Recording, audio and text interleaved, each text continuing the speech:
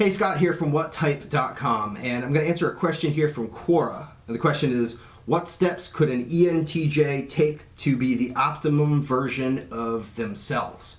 So when we're talking about being the optimum version of yourselves for a particular type, I think a good place to start from in terms of an understanding is that there are certain things about a type that are just always going to be strengths. They're just things that you are just unconsciously competent at. So in the case of an ENTJ, it's going to be effectiveness logic, taking the quickest path to a desired outcome, reverse engineering the steps, just kind of, being directional in your thinking and kind of knowing what to do.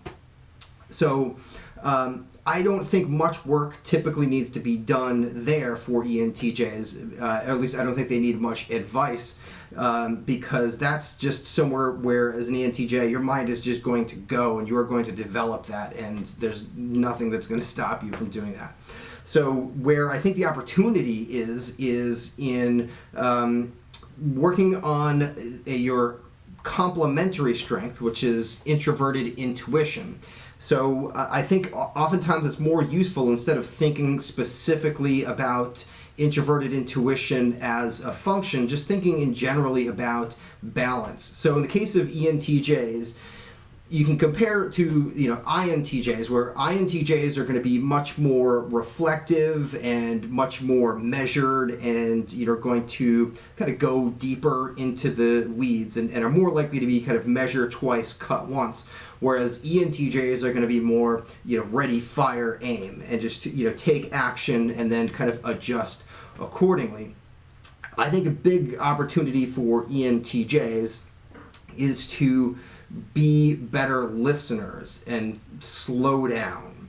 I think it's more, rather than just constantly taking action and then kind of using that as data to ping from. I think there are often times when ENTJs would be better served to slow down a bit and to consider other opinions.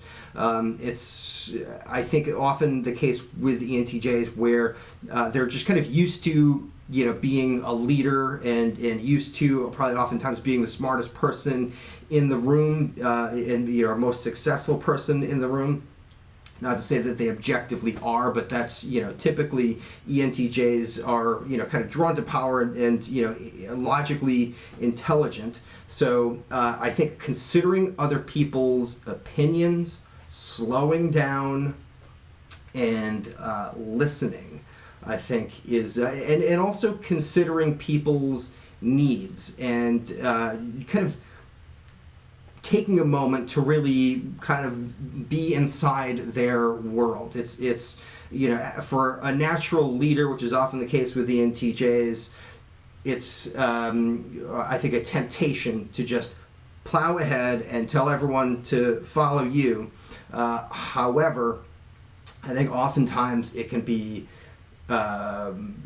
probably better for the greater good to spend a little bit more time kind of considering where other people are at and checking in with them, just to make sure you have complete buy-in, and overall it ends up being more effective and more efficient for the greater good when you're working in any kind of a team or relationship. So that's all I have to say about that. Hope that helps. If you're watching this and you're trying to figure out your type and you'd like some help, you can go to whattype.com/mytype.